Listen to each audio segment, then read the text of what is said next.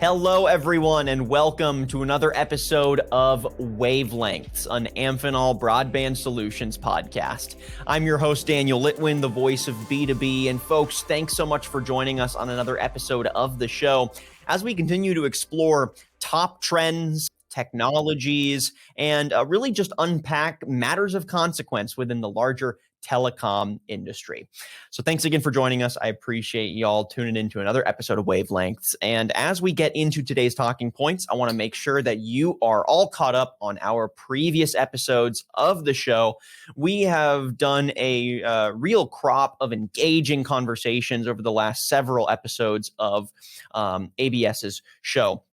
That includes breaking down rural broadband trends, unpacking shifts in the larger move toward Industry 4.0 and how that is not only solidifying emerging technologies into the telecom space, but also bringing fresh innovation to those already bleeding edge technologies. Very engaging stuff. So I encourage y'all to go check those out on our website, amphenolbroadband.com. Again, amphenolbroadband.com. Or you can subscribe to the podcast and listen to episodes there on Apple Podcasts and Spotify. Just search up Wavelengths and you'll find a catalog of previous episodes as well as notifications when we drop new episodes.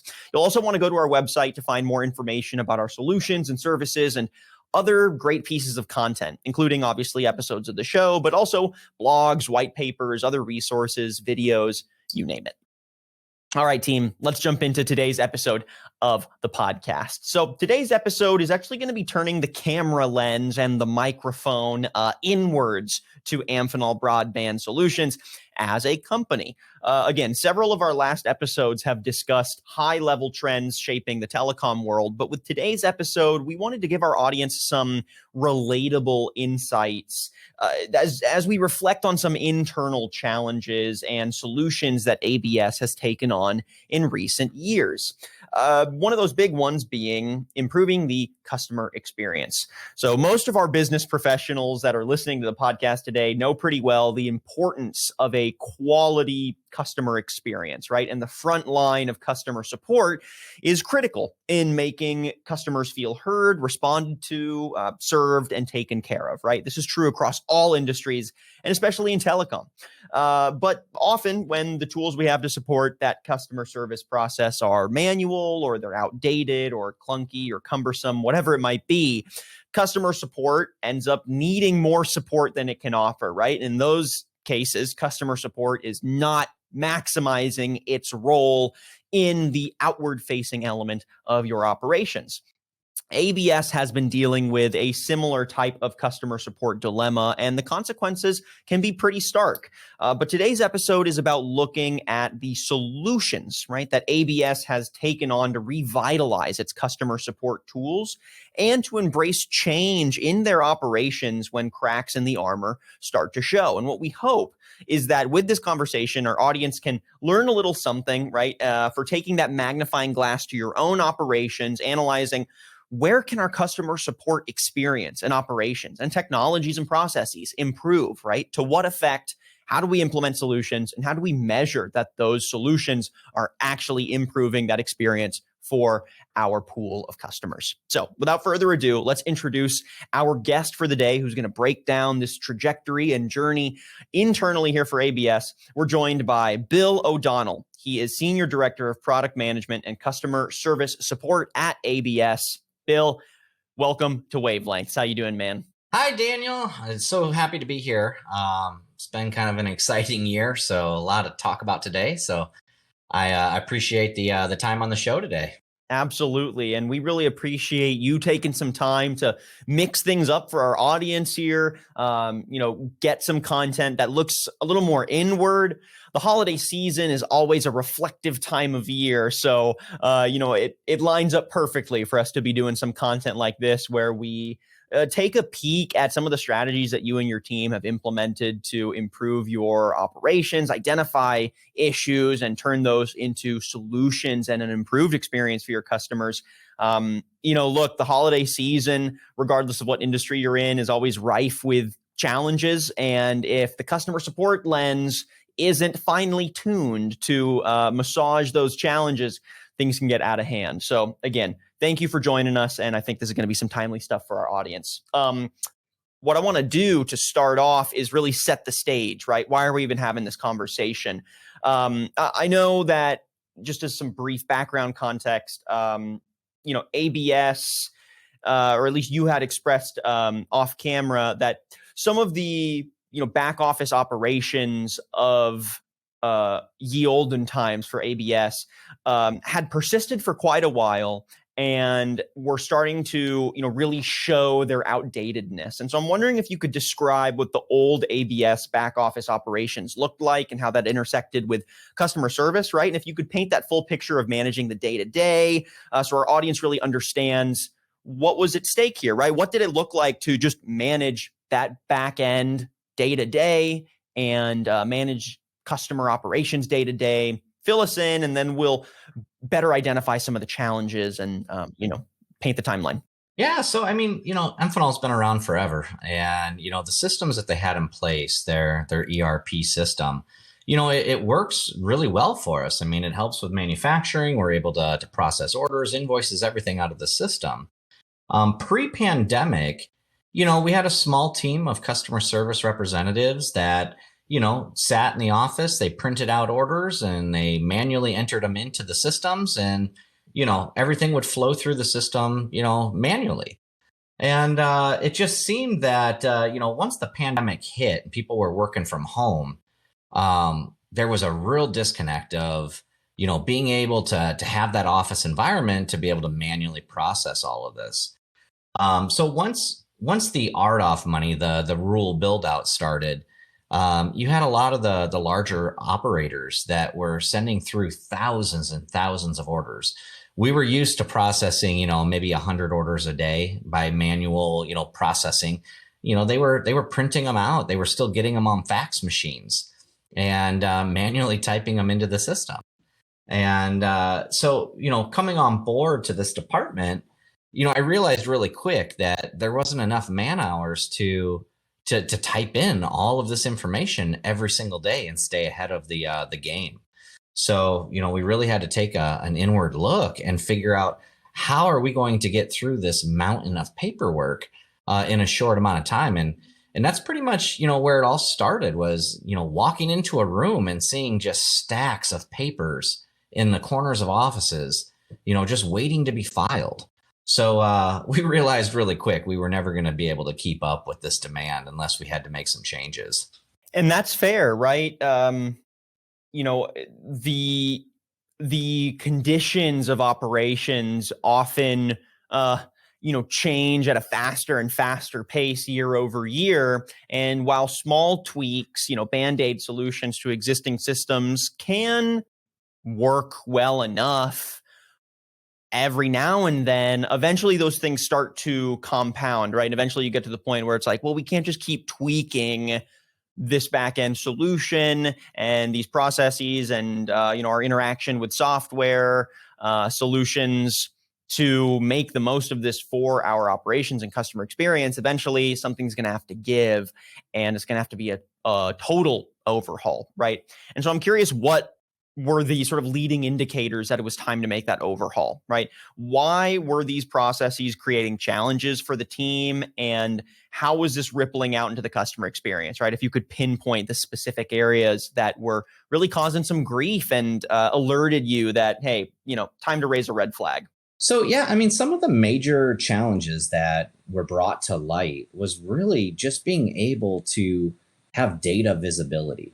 When you have people sitting there entering in orders manually all day long, like we're in the 1950s, customers are moving at the speed of light. They want to know when their order got accepted. They want to know when it's going to ship. And so because everything was so manual, it might take weeks before a customer even realizes that their order is, in the system and it's been added in there.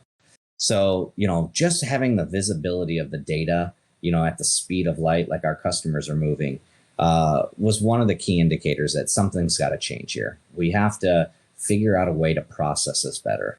Now, if you could pinpoint, I don't know, it's not always this straightforward or sort of a storybook moment of major consequence, but I wonder Was there a moment where this challenge evolved from, a challenging operational nuisance to an actual critical error that had to be fixed, that raised sort of a final red flag, right? A point of critical mass that said, look, it's really time to stop with the Band-Aid solutions and tweaks and address our back-end systems holistically? Yeah, I would say, from a financial standpoint, our accounting departments, our controllers, our corporate offices, they're only seeing what's in the system. So, the difference of, having $100 million of orders that are waiting to be processed versus $20 million that they see in the system, it's a ripple effect amongst all of our sister companies and all of our vendors that we work with. So I think the biggest, sticking point for everybody was how much money is actually coming in, and we really didn't know until we processed all the data. And so, that alone was, especially to like shareholders, everybody else, is you had $100 million in bookings, but we only see $10 million of orders in the system. What's going on there? And everyone realized real quick, there's a bottleneck, and that bottleneck is sitting there processing paperwork. Now, is this a common issue that you see, like when you talk to colleagues or even clients of yours, right? This sort of inflection point where order intake reaches a critical mass that requires a holistic shift of back-end operations, right? Or are there some unique angles here that you think amplified things for ABS or for the telecom industry at large? I guess, how do you see your challenges that you had to deal with as of late reflected through your clients, through colleagues, through whispers on the street, right? And just sort of the general challenges that people have in modernizing their back-end operational systems in general. Yeah, I think over the last 10 years, every person that I've ever talked to, any vendors that we talked to, all of our systems worked. They were in place, and your order volumes were steady. But we've just seen such a massive explosion of growth and need and just orders and data that is coming through from our clients, from our vendors. And I think everybody was kind of blindsided over the last couple of years. They realized really quick that, just keeping up with, the data itself. Really at the end of the day, these are sales orders that are coming through, but it's data.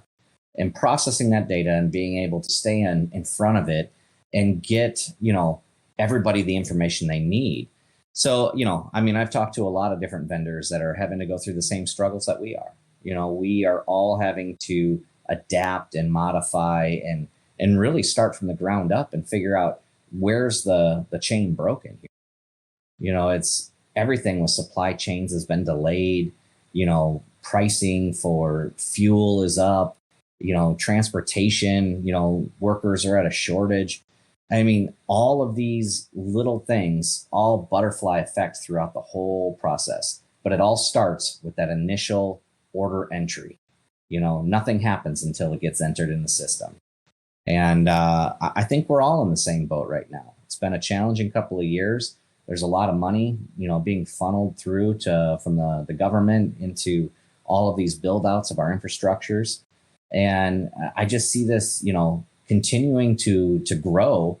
And the biggest challenge is getting ahead of the train. We're always following behind it. And we really want to be at the forefront to move as fast as our customers are moving. And, one of the things that I hear as I talk to professionals about this similar type of topic, even just more generally, a digital transformation of manual processes or legacy systems, or modernizing already existing software and digital systems for this new era of efficiency, data analysis, connectivity.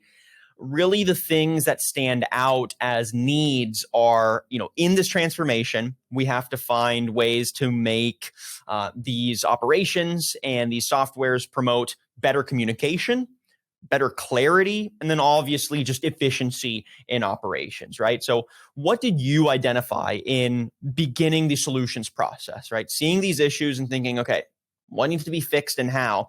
What did you identify as the key areas that needed to be addressed and consolidated in the back office to create that more open communication across departments, between you and vendors and you and clients, but also to create more clarity in data in operations and general efficiency improvements in operations as well?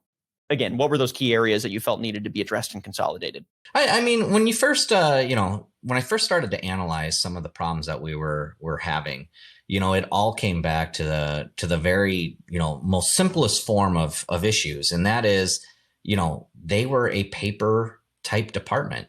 Everything got printed. Everything was, filed. Everything was just kind of compartmentalized. So you weren't able to see that data across the entire spectrum for the platform. So, one of the first basic things we had to do is try to get to a paperless, zero waste type initiative. It blew my mind that, we were still, printing off thousands of pages of orders, and those orders would constantly change. Every time a customer, sends us an order, because of these rural build outs, they've got contractors all over the country working.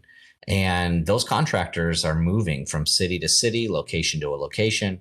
And so they're having to make changes. And so, if you've got a stack of paperwork sitting there and it's got an old address on it, by the time we were getting around to even enter it into the system, that address might have changed. The quantities might have changed. So the very first step was to get off of paper. And it's a real challenge for people. If you've been doing something the same way for 20 years, it's hard to say, hey, stop using a piece of paper. You're just going to use your screens now. And so that was one of the main challenges right there. Second challenge was just visibility. Every day you've got a customer calling in saying, hey, just check in on the status of an order. Well, it's sitting in a stack 3 feet high of other orders that we're waiting to enter. It's like, it's such a easy problem to fix.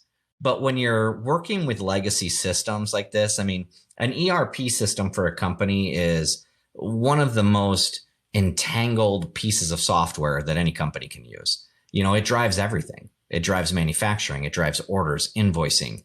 So it's not just a simple task of hey, let's just change this and do it. Everything has to be done in steps. Everything has to be kind of set through the processes to make sure that it's actually going to work. But our biggest challenge, really just getting off of paper. It's almost like a drug. It's real easy to print it out, real easy to just have my to-do list sitting right there. But once we started moving to a paperless type transaction, things started to move a lot smoother.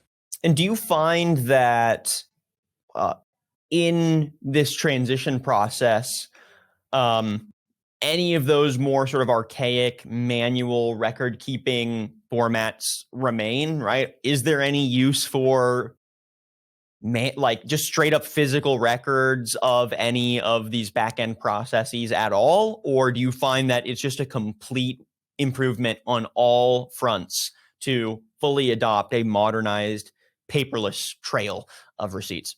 Yeah, I mean, look, with any company, they've got to keep some sort of record base of what they've got. But, printing items out, sticking them in a file cabinet, it all equates to dollars and cents, and it's all labor. Every process that you do has a dollar amount attached to it. So, when you look at, the average salary, let's just say, $35,000 a year or whatever it is, how much of that person's time is being devoted just to file management? And so when you start adding that up amongst, a huge company like Amphenol, it's in the millions and millions of dollars every year that are just wasted on, someone physically taking a piece of paper and putting it in a file cabinet that'll probably never be seen again. And then eventually storing those files. You look in, these file cabinets, we have rooms just dedicated to file storage. And, when I look at how much we're budgeting, there's budgets in there for more file cabinets, and it's like, we can completely go to a paperless server, drop it in as a virtual thing, and it's on the record forever, So I don't know. I think with every company out there, I feel that we were a little slow to the game to get to the paperless solution, but a lot of times it just takes someone being dedicated to a project like that to say, we're going to get this done. And, it's not going to slip through the cracks this time. But, there's always got to be a benefit, it's like recycling, everybody wants to recycle and be, net neutral on their carbon emissions and all that stuff. But if there's not a cost savings or a benefit, it's hard to justify changing the process so that, you can, do your part for the environment, but also save money. So that's where, when we started looking at this, is it's like, well, how can we get off of the paper? How can we eliminate some of these processes? How can we take the employees that we have now that are working on this and, transition them to being more customer focused?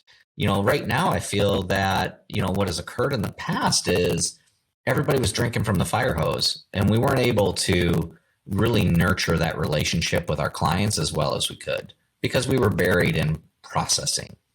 And, processing kills everybody. It kills profits. You want to get that order in the system. You want to get it processed through. Excel is an amazing tool. Everybody loves Excel. But, some of the challenges that you have there is you're once again working outside of the system.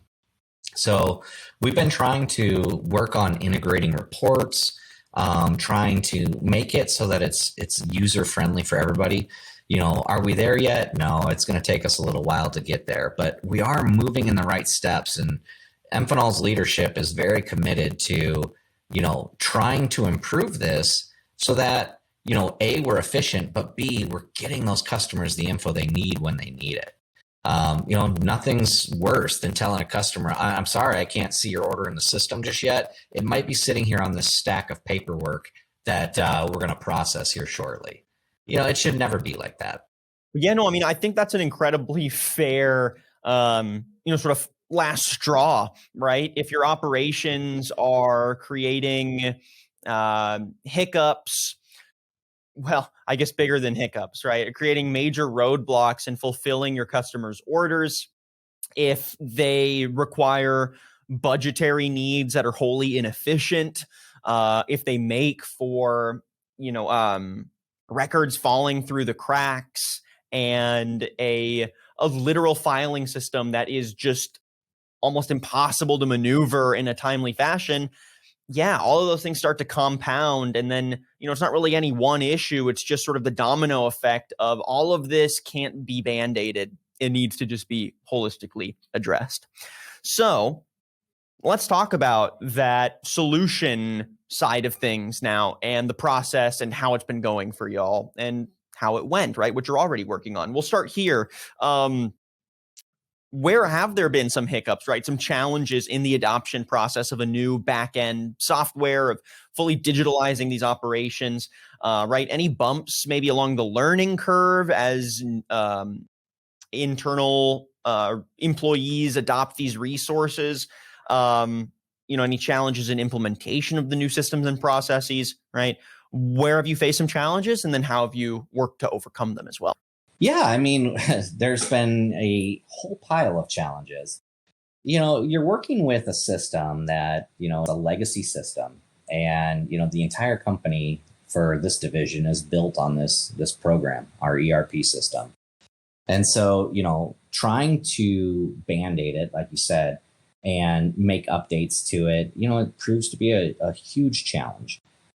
So we ended up, taking on the role of figuring out like what needs to be reprogrammed on this and how do we get it done correctly. So, I mean, we do everything in a test environment when we're developing new programs for this ERP system. And one of the things that we found is that once you start programming, it's like a whole wall of dip switches. You start changing things, all of a sudden something else gets broken. So we've spent, hundreds and hundreds of hours just going through and testing every little process within our system after we make a change. So, you don't know it's broken until it's broken. So, as we're going through, we're updating it And then all of a sudden some weird error happens or a crash or, you know, a million things can go wrong. And that's where the implementation of this, it's been a year in the process. I mean, it's, something simple, someone can easily say, hey, let's do that. But then when it comes down to actually like implementing it, testing it, operating it, working it, you start finding that, oh, geez, this is broke now, that's broke now. But we are finally getting to a point where we have it stable enough that it's been just like magic. So overnight, one of our first challenges was just getting orders uploaded into the system. It used to be you printed out the order. You then had to cross-reference that, that part number against an Excel spreadsheet that said, here's the customer's price.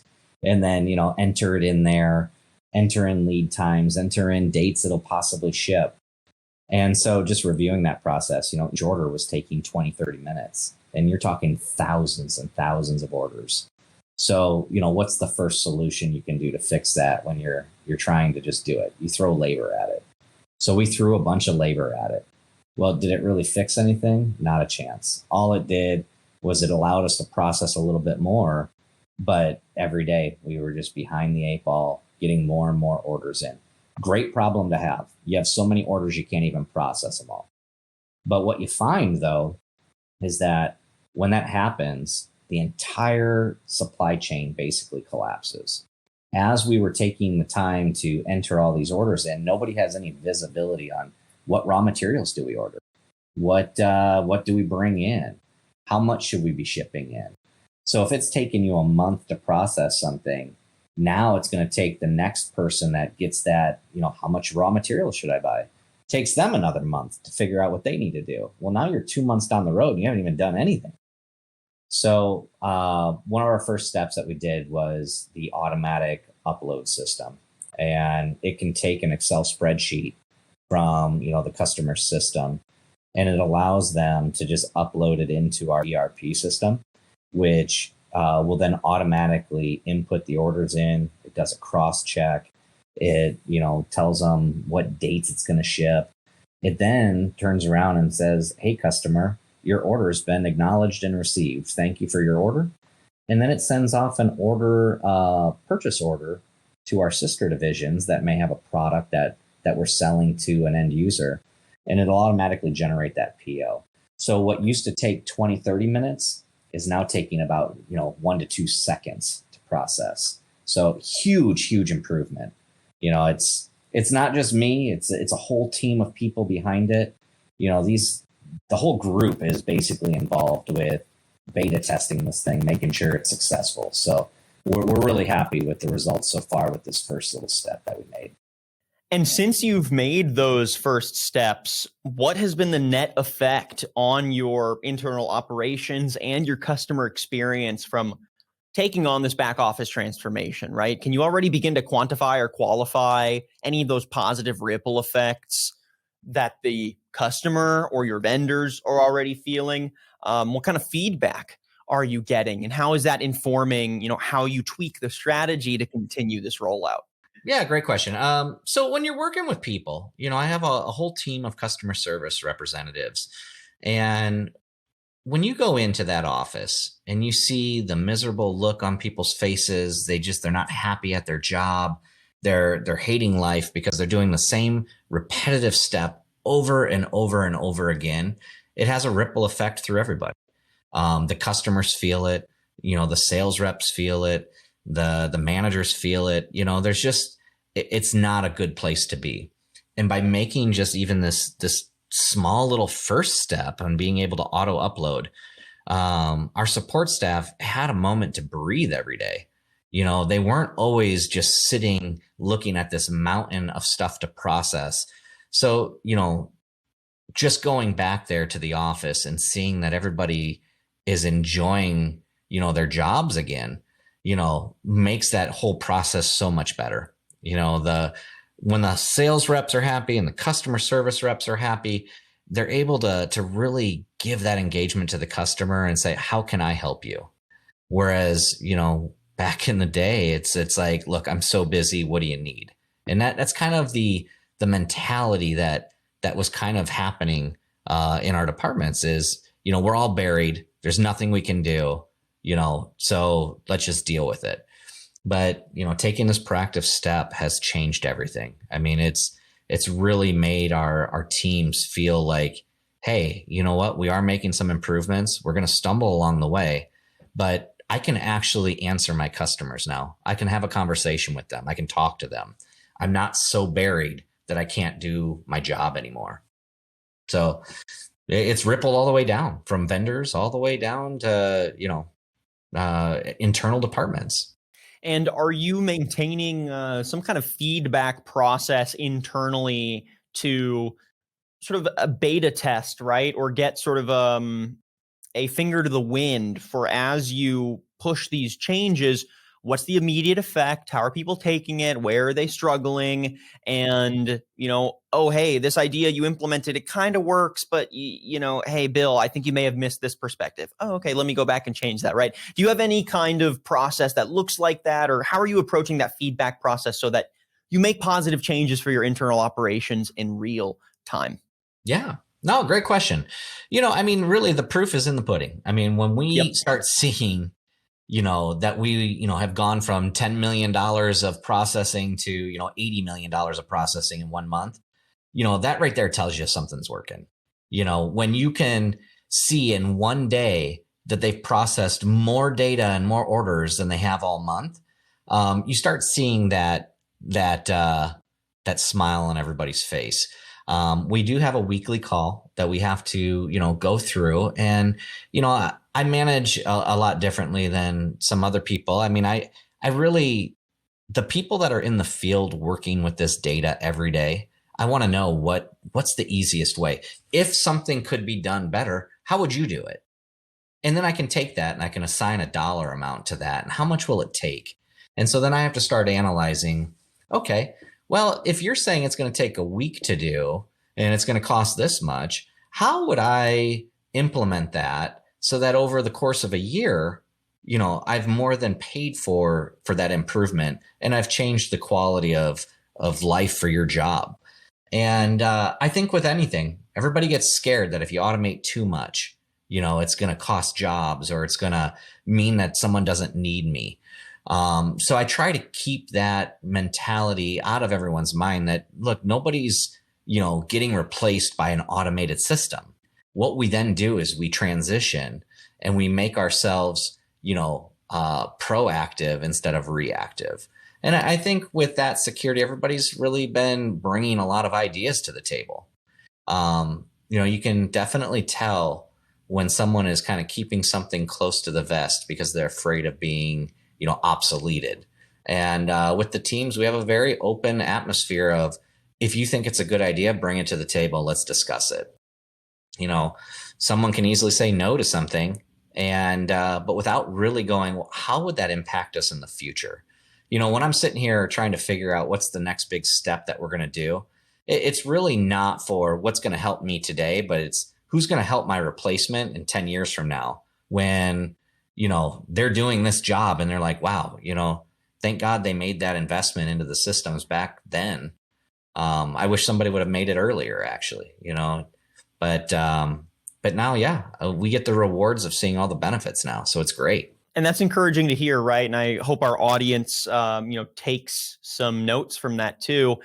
Open dialogue is key, especially when, the changes being implemented are ones that affect basic day-to-day operations that ripple across all departments. Right? How you intake orders, how you create oversight on orders, how you invoice your payments.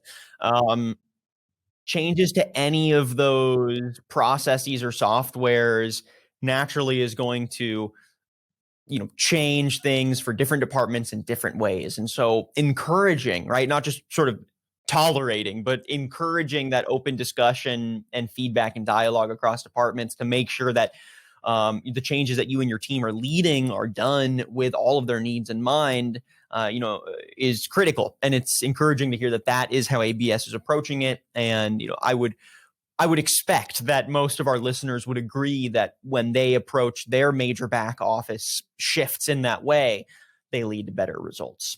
So I'm curious now, reflecting back on the progression of this evolution, what have you learned from this process, right? And how would you condense that down into some advice for our audience? What should they be taking away from, right? What are some red flags or some advice you would pass along for them to avoid some of the challenges that maybe you encountered, or to try to implement some of the successes that you've seen work tremendously? Yeah, I mean, I would say, anytime you're looking at something that is completely broken, you really have to take a look at, the pieces that are a part of that issue. And you need to start dissecting it, because I think what happens a lot of times is that you don't see the forest through the trees. And what ends up occurring is that it just seems like it's such a huge task that you're not going to be able to fix everything. And so nothing gets done. So I think the biggest challenge, or the biggest thing I would say to anybody listening that is facing something similar to this, is take one little piece, figure out how much time is being invested into that, and then fix that one piece, and then move to the next one and the next one and the next one. And before you know it, you've made so many improvements that have changed it that, you'll be happy with the results. But when you just look at it from, that first step, it just seems so massive that you're never going to be able to get through it all. So, you know what, I'll just slide that one under as a project that I'll take a look at another day. You have to force yourself to look at one little piece of it, fix that, then move on to the next. And if it doesn't work, oh well, you know what? You tried, move on to the next one. Start knocking off the things you can do now. Yeah, coming from chief procrastinator right here, don't follow in my footsteps. Do as I say, not as I do, right? I think that's key. Because these changes are so impactful to people's day to day, and because, putting things off when making these kinds of digital transformations, because what that ends up doing is making it a longer glide path, right? It creates these lead times of change, of addressing issues on, the learning curve of adoption of new systems. Further delaying that out because you say, oh, I'll get to it next week, will only compound the issues in that transition and the natural hiccups that will occur as new things are rolled out and they're tweaked to meet actual demand and needs of the organization. So I think that's great. That's great advice. And I'm curious then, what is still on ABS's horizon, right, in terms of improving the back office? What are some next steps you have in mind? And how would you translate that into some advice as well? Yeah. So, I mean, now that we've got, that little first piece of the pie done, where we're able to, manipulate data outside of our system, upload it in there, get it all going. Our next transition is to the EDI, electronic data interchange between companies. It's nothing new. It's been out there forever. But it's not something that ABS had fully adopted. So we are now working with, our larger clients to be able to link directly to their systems, so that, an email doesn't even have to be generated with an order. They'll just basically every morning say, here's, 1,000 orders, and our systems will be linked directly to them. It's, I've learned a lot along the ways. I mean, it is not just as simple as, hey, let's set this up. You've got to get two separate systems communicating to each other electronically. And a lot of times they, one speaking one language and one speaking another. So it's not a fast process, but it's definitely something that, we all should be on. So our future steps are hopefully by the end of this year, we will be fully integrated with our top customer, that their systems will talk seamlessly with our systems. From there, now a customer service rep won't even have to touch anything other than accept and, enter it in, and it'll populate everything. Our next step then is to work with our sister companies and our vendors, so that from our system to their systems, now everything will be seamless. So I would say, hopefully in 2023, we are going to be completely paperless. We're going to basically be able to process an order from start to shipping, all inside of our system without even having to manually do anything. I would say, this has been a real eye opener. When you start digging into some of the behind the scenes of various companies of how they process, we're all still humans. We're all still processing data manually. We're doing all this stuff.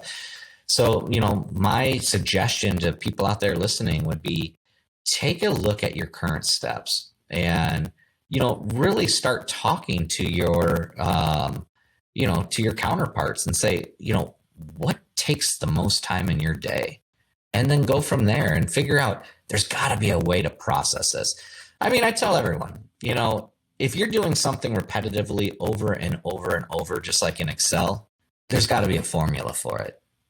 There's no way that we should be living our lives having to manually type something over and over and over again. So look at your processes, look at how much time you're consuming doing the same thing over and over.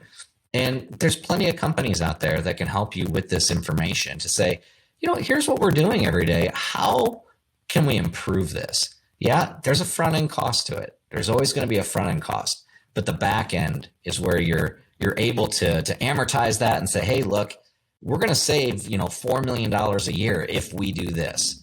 And anybody that says, no, we don't want to save $4 million, then they're probably not in the right position. Yeah, I think you wrap things up nicely there. If folks aren't ready to make the proper investment, then,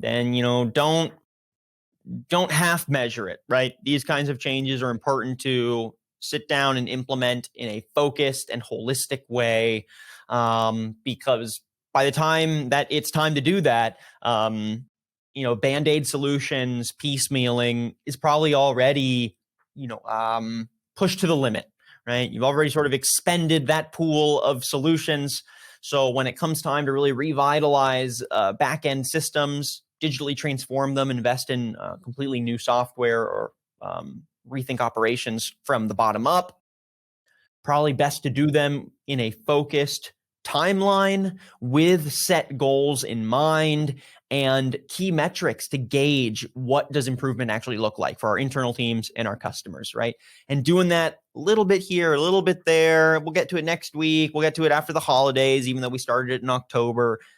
Probably is going to end up creating more challenges than actually solving anything. So do things in a focused way and learn from my guy, Bill, here, because I think, what ABS is doing here is exciting, and it's going to lead to happy customers and a clean and efficient operation that is going to continue to meet growing demand. And that's key. So, Bill, I think that does it. Any final thoughts you want to leave our audience with? Daniel, I really appreciate the time. We look forward to 2023. I think it's going to be an amazing year for any manufacturer out there.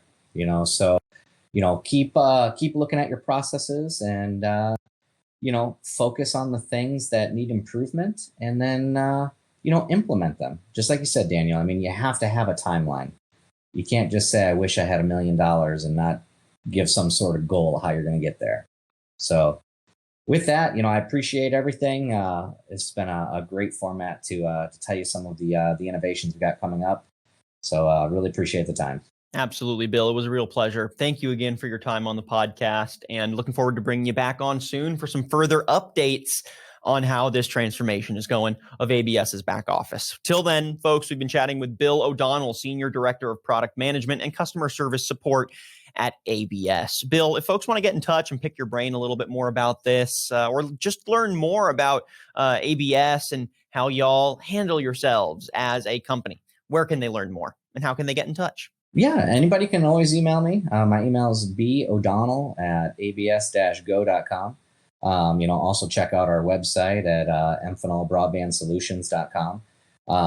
We've got training departments out there too. If anybody's interested in training, if you're interested in just hearing the story, but yeah, by all means, please feel free to shoot me an email, and I'd love to talk to you. Love it. Bill, thank you so much for your time, and we'll chat again soon. Awesome. Thank you, Daniel. And thank you, everyone, for tuning in to another episode of Wavelengths, an Amphenol Broadband Solutions podcast. If you like what you heard and saw today and you want previous episodes, make sure that you're heading to our website, amphenolbroadband.com. Again, amphenolbroadband.com. And make sure that you're subscribing to Wavelengths on Apple Podcasts and Spotify. I'm your host, Daniel Litwin, the voice of B2B, and we'll catch you on the next episode of Wavelengths.